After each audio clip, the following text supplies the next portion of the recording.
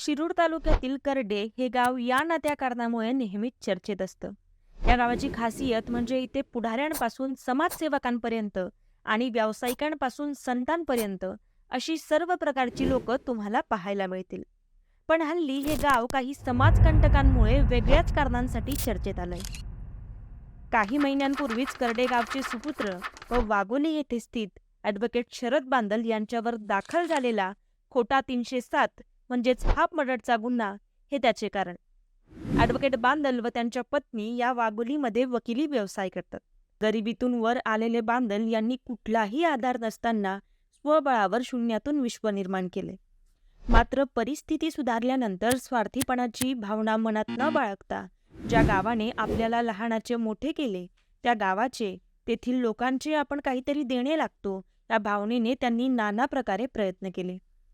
नवीनच सुरू झालेली रांजणगाव येथील MIDC फेज 3 येथे स्थानिकांना रोजगार असो किंवा लॉकडाऊनच्या काळात गरजूंना धान्य वाटप, जगभर सनातन संस्कृतीच्या प्रसारार्थ ज्ञानोबा तुकोबा विश्व भ्रमण दिंडी सोहळ्याचे कार्याध्यक्ष म्हणून दुबई येथील राम मंदिर उभारणीसाठी केलेले विशेष प्रयत्न, ते कुठलाही गाजावाजा न करता गावात दिलेले दान बांदल यांनी जमेल तेवढ्या आणि शक्य तशा प्रकारे प्रत्येकाला मदत करून समाजाचे ऋण फेडण्याचा प्रयत्न केला.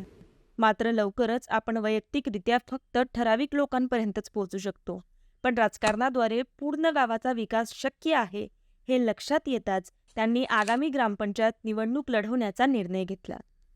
गावातील मूलभूत प्रश्न जसे की रस्ते, पाणी, तरुणांना रोजगार, स्थानिकांना MIDCमध्ये प्राधान्य, डिजिटल स्कूल, वाढत्या लोकसंख्येच्या दृष्टीने पायाभूत सुविधांची उभारणी इत्यादी मुद्दे घेऊन रणांगणात उतरण्याची तयारी त्यांनी केली. अतिक्रमणाच्या मुद्द्यावर तर जर अतिक्रमण विरोधात कारवाई करायला कोणी आलं तर गरिबांसाठी स्वतःच्या जीवाची पर्वा न करता मी JCB समोर रस्त्यावर आडवा येऊन जीव देईल असा आक्रमक पवित्राही त्यांनी घेतला होता. त्यांच्या विरोधात षडयंत्राची सुरुवात झाली ती येथूनच. बांदल यांच्याच भावकीतील स्वतःला शिरूरचा सर्वात मोठा डॉन अशी पदवी बहाल करणारे गृहस्थ हे देखील सरपंच पदासाठी इच्छुक होते. यांची या आधी देखील उपसरपंच म्हणून निवड करण्यात आली होती. पण नेमणूक होताच काही दिवसातच आर्थिक लाभासाठी पद सोडल्याची चर्चा देखील गावात घरोघरी केली जाते. असो, तर झाले असे की पुढील निवडणुकीची आरक्षण सोडत निघताच ॲडव्होकेट बांदल हे आपल्या विरोधात असतील हे त्यांच्या लक्षात आले आणि तेथून सुरू झाली बांदल यांना निवडणुकीतून बाहेर ठेवण्यासाठी कट कारस्थानं रचण्याची. साधारण महिन्याभरानंतर या गृहस्थांना एक मार्ग मिळाला आणि त्यांनी तो अंमलात आणण्यासाठी सुरुवात केली. आम्हाला मिळालेल्या खात्रीशीर माहितीनुसार सदरील गृहस्थावर तरुणपणापासूनच अनेक छोटे मोठे गुन्हे दाखल आहेत.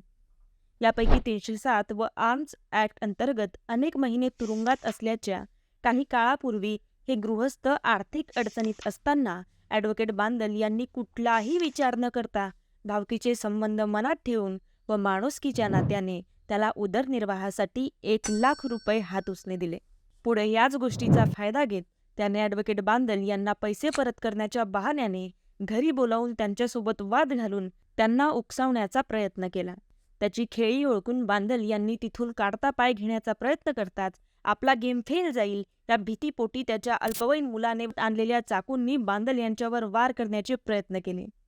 स्वसंरक्षणार्थ केलेल्या झटापटीत त्यास छोटीशी दुखापत झाली आणि याचेच भांडवल करत त्याने उलट ॲडव्होकेट बांदल यांनीच चाकूने त्यास जीवे मारण्याचा प्रयत्न केला असा बनाव करून खोटा गुन्हा दाखल केला.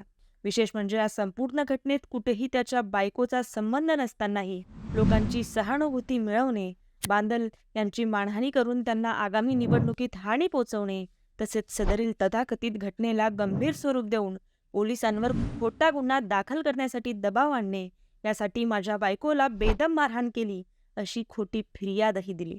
चोराच्या उलट्या बोंबा म्हणतात ते हेच, पण सत्य कितीही लपवले तरी लपवले जात नाही याचा कदाचित त्याला विसर पडला असावा. झाले असे की घटनेच्या काही दिवसानंतर सोशल मीडियावर एक CCTV व्हिडिओ व्हायरल झाला, जो की सदरील घटनेचा आहे असे काहींचे म्हणणे आहे. जर हा व्हिडिओ खरा मानला तर एक अल्पवयीन मुलगा आपल्या कमरेत लपवलेले चाकू बाहेर काढून वार करण्याचा प्रयत्न करताना आपल्याला दिसून येईल.